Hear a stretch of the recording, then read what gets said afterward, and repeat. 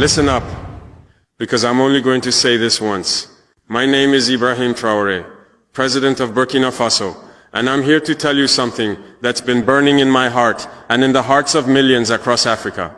We are done staying silent.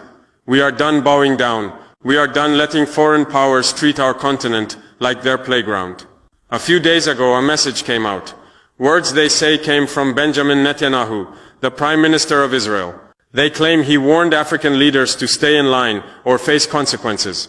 Whether he said it or not, I don't care. The message was loud and it was clear. Some people still think they can threaten us, scare us and control us. Well, I've got a message of my own and I'm speaking it loud and clear, not just to Netanyahu, but to anyone who thinks Africa is theirs to bully. We are not your colony. We are not your pawns. We are sovereign and we will fight for our freedom with everything we've got. Let me take you back to that moment in Ouagadougou, our capital. I stood in front of cameras, journalists, and my people. The room was packed, and you could feel the tension in the air. Everyone was waiting to see what I'd say. I didn't have a script. I didn't need one. When you're speaking the truth, the words come straight from the heart. I looked into the camera, and I spoke directly to Netanyahu. I said, we are no longer colonies. We are sovereign nations. If any foreign leader thinks they can threaten Africa into submission, they are gravely mistaken. The room went quiet. You could hear the weight of those words settle over everyone. But I wasn't done. I leaned forward and said, let me make this crystal clear to you, Mr. Netanyahu. Burkina Faso does not answer to Tel Aviv. We don't answer to Washington. We don't answer to any force that thinks it can buy us or bomb us into doing what they want. I meant every word. This wasn't just about Israel. This was about every nation that's ever tried to control Africa, exploit our resources or silence our people. I ended with a warning. If you come for one of us, you come for all of us. Africa is not yours to threaten. You might be wondering why I chose to speak out like that. Why not stay quiet like so many leaders before me? Why not send a polite letter or make a phone call behind closed doors? Because that's not who I am. That's not what Burkina Faso stands for anymore. And that's not what Africa needs. For too long, our continent has been treated like a place where powerful countries can do whatever they want. They've taken our gold, our diamonds, our oil. They've drawn lines on our maps, split our people apart, and told us how to live. Even after we fought for independence, they kept meddling, using money, threats, or soldiers to keep us in line. I'm done with that. My people are done with that. Africa is done with that. When I heard about Netanyahu's so-called warning, it wasn't just an insult to me or Burkina Faso. It was an insult to every African who's ever dreamed of a free, proud, and united continent. I couldn't stay silent. Silence is what they expect from us. They expect us to be afraid, to bow our heads, to say yes, sir. But I'm not that kind of leader. I'm here to fight for my people, for our dignity and for our future. And I know I'm not alone. After I spoke, something incredible happened. My words didn't just stay in that room in Ouagadougou. They spread like wildfire. People started sharing the video of my speech on X, Telegram, WhatsApp, everywhere. Within hours, millions of people had seen it. Not just in Burkina Faso, but across Africa and beyond. Young people in Mali, farmers in Niger, students in Guinea, activists in South Africa.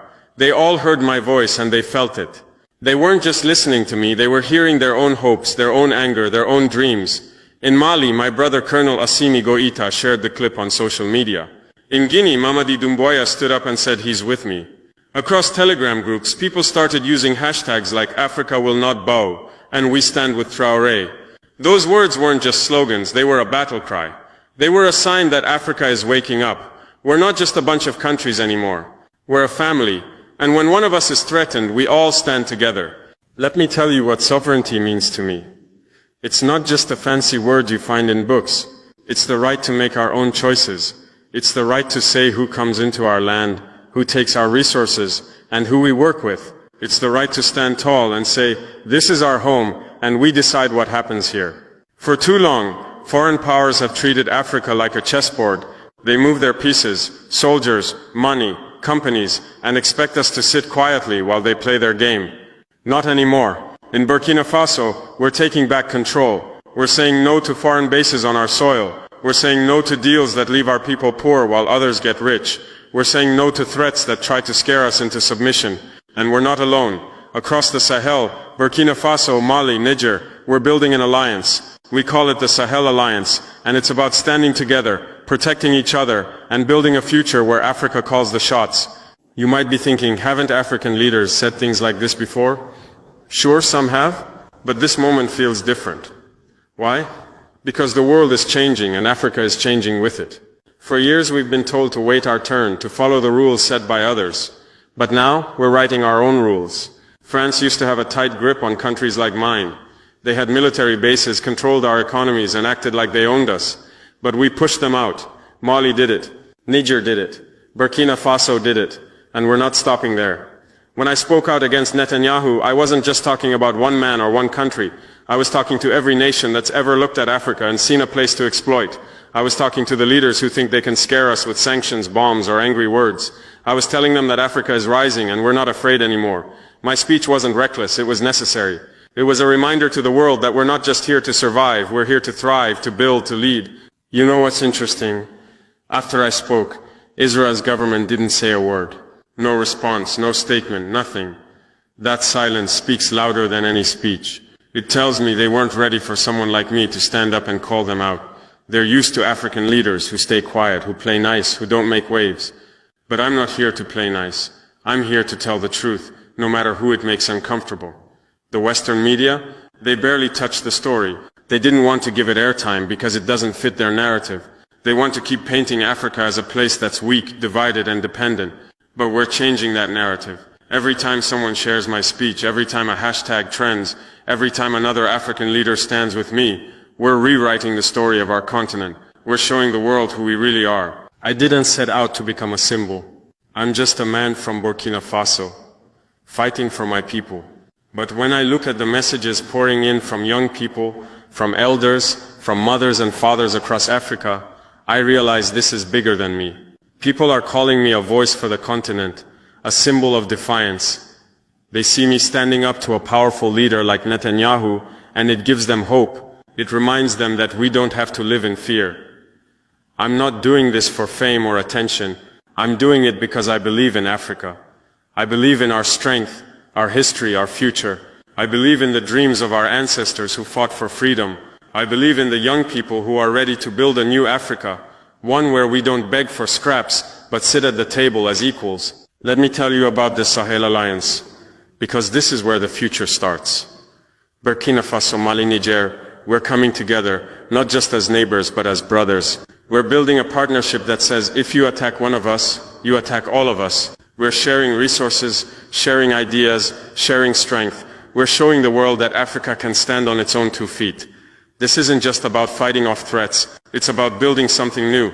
We want schools where our children learn our history, not someone else's. We want hospitals that save lives, not empty buildings. We want economies that lift up our people, not foreign companies that take our wealth. The Sahel Alliance is just the beginning. I dream of a day when all of Africa stands together, north, south, east, west, united as one. To the leaders out there who still think they can control Africa, hear me now. Your time is up. We're not your backyard. We're not your resource bank. We're not your punching bag. If you think you can threaten us, bribe us, or scare us, you're in for a surprise. Africa is waking up, and we're remembering who we are. We're the children of kings and queens, warriors and builders. We're the future, and we're ready to fight for it. To my African brothers and sisters, this is our moment. Don't be afraid. Don't let anyone tell you we can't do this. Share this message. Stand up in your communities. Demand your rights. Support leaders who fight for you, not for foreign interests. Together, we can build an Africa that's strong, proud, and free. Some people might say my words were too bold, too risky. They might say I'm picking a fight we can't win. To them I say, staying silent is the real risk. Letting others walk all over us is the real danger. I spoke out because I believe in my people. I believe in our right to live free, to make our own choices, to shape our own future. If that makes some people uncomfortable, so be it. I'm not here to make friends with those who disrespect us. I'm here to fight for what's right.